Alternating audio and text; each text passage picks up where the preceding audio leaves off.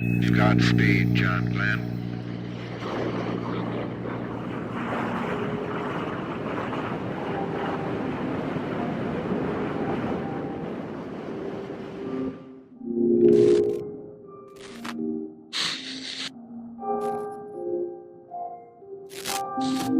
What's going on, everybody? This is Amber coming to you from the Museum TV with another awesome sit down. Before we get started, remember to subscribe to this channel so you can keep up with all of our interviews. Also, follow us on social media, on Instagram and Twitter. That's the Museum TV. And check out our website, tmtv.world, because you can find creatives to collaborate with if you are creative yourself. And you can join the family. Now, last fall, I voted for the first time, and I was really happy to see that my candidate won. And yes, I'm talking about Weed, cannabis. I voted yes on question 4, and a lot of you might have voted yes as well, and we're all happy. And today we have an actual spokesperson for the whole cannabis revolution, I'd say. Okay, maybe I'm kind of forcing it right now, but we have the co-owner of Kush Groove in the house right now to talk about his smoke shop / boutique, but also about this whole cannabis debate and movement happening right now in the country. So welcome. How you doing? Welcome to the museum. Thank you. So you got that spot on Tremont Street, is it, in Mission Hill? Absolutely, 1536 Tremont Street in Mission Hill. That's where the Nice. Kush Groove shop's at, right across the street from the big Catholic church. Can't miss us. Right near AKs as well? Right near AKs, exactly. Definitely. So is it okay to say it's a boutique / a smoke shop? I think you got it right. Okay. We actually like to describe it as a streetwear smoke shop. Okay. So I think you got it right on when with the boutique smoke shop. Cool. So, the whole stoner culture is really changing. I'd say it's a different crowd than the hippies or the Rastas that you saw at the old smoke shops. So how does Kush Groove appeal or cater to this new culture? When my partner and I created the brand several years ago, shout out to my team, shout out to my partner. Yeah. The whole idea was we wanted Kush Groove to kind of be a reflection of the young emerging cannabis culture. You know what I'm saying? And the cultural tendrils that kind of extended from it, the music, the food, the comedy, the art, the technology, all those things. And that's kind of where the brand came from, making sure it was reflected from those things. Yeah. And how it reflected kind of the new wave of all that. Exactly. And what do you sell at the spot?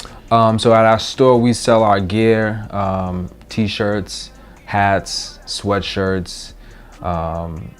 We also sell frontos, blunts, backwoods. Yeah. Dutches. We sell. But all these glass Kush pipes. Groove branded rollies and stuff? Just our apparel. Okay. And some of the accessories are Kush Groove branded. Okay, cool. Most of the other stuff is from third party vendors and such. Do you think that you'd ever get into making any Absolutely, of your own? that's the plan. That's the long-term Yeah. goal, is to kind of expand our product line beyond the apparel into more of the cannabis accessories. Right. That'd be cool. I pieces. can see Kush Groove becoming kind of like this new, a face for that culture. Because right now I That's love the goal, repping yeah. Raws. Like, for some reason I just love Raws. Like, it just seems like my thing is all natural. But, like, I'd feel cool repping something like Kush Groove, which, comes from my area.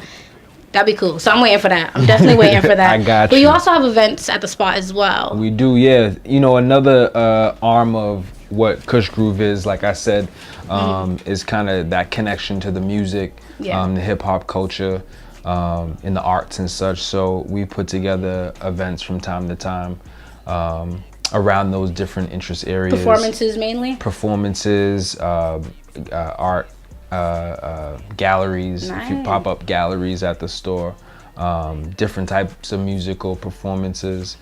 So we've done a range of different things at the store, as well as different locations outside of the store. I'm sure that's benefited. In what ways has it helped? Absolutely. I think, again, for us, Kush Groove has been beyond just one thing in the weed culture. It's been a whole bunch of things. It's the music, it's the arts, it's the fashion, it's all those things. So it's benefited because we've been able to kind of provide experiences beyond just the one thing that people have been used to, which has been the apparel. Do you have like a base clientele? You see the same faces, or are you still getting new faces every day? I mean, the base clientele is, you know, your average smoker, and it's kind of a catch-22 with who's our target audience and who we try to appeal to, because our target audience is really diverse. Definitely. Gotcha. And so we just try to make sure that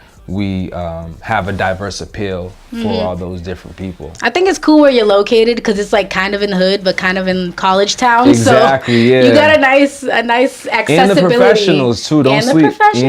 The medical professionals that's down the street. They got the money.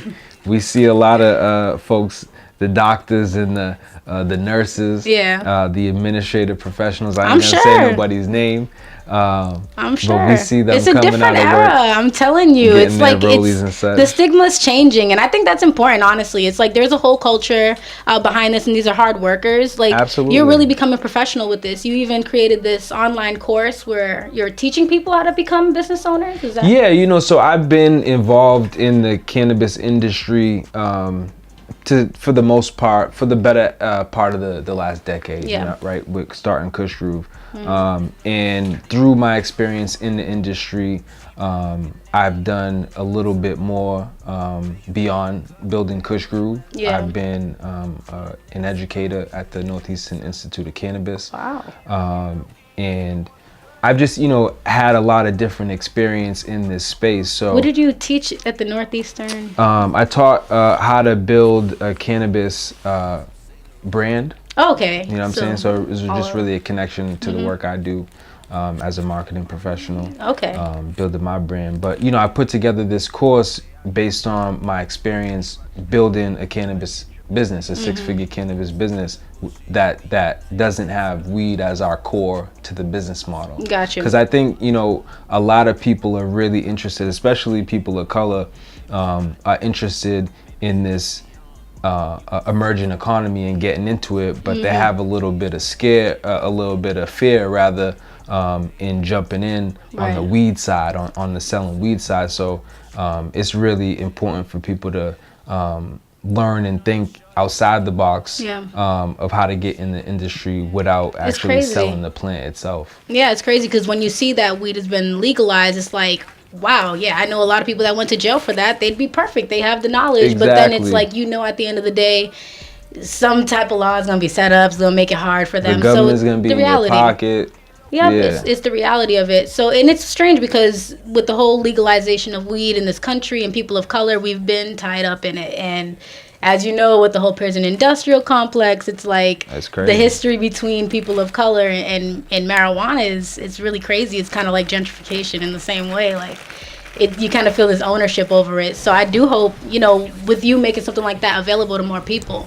Yeah, you know, again, I put it together because, you know, I feel like I have this wealth of experience in this new industry that could be valuable to people. Of course. That want to get in this industry. Exactly, because, you know, a lot of people are like, that could never be me. Like, that's for, because legalized weed, the people that own these dispensaries are like old white guys and maybe even young white guys and young white chicks too. Like, but you know, we deserve to put our hands on that too. It's a new economy, and that's how you really gain power. Absolutely. Certainly. And you're a writer too? You've been writing for the Dig Boston magazine, yeah, I right? do a little bit of everything. Cool. So you're gonna start this new column. Is it called Joint Perspectives? Yes, I already started it. Oh, okay. We're a couple articles in. Nice. And you know where that really came from was, you know, I'm cool with a couple of the folks running the Dig Boston over there. They're friends of mine. And shout out Dig Boston. Shout out Dig Boston. Shout out my team, my people over there.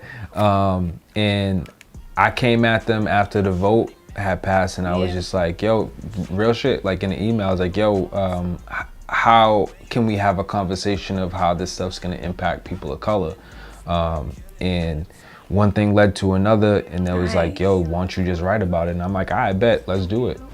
Is that a lot of work, is to write and own a business?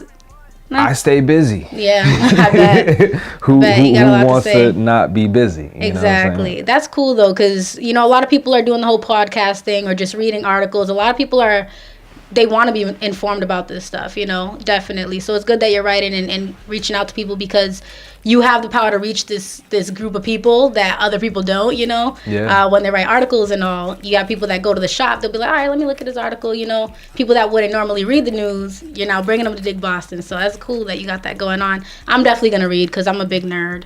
And, the intersections of color and weed, that's just something that piques my interest, definitely. Yeah, I mean, it's going to affect, if it doesn't already, it's going to affect all of us in the next 3 to 5 years. Without a doubt.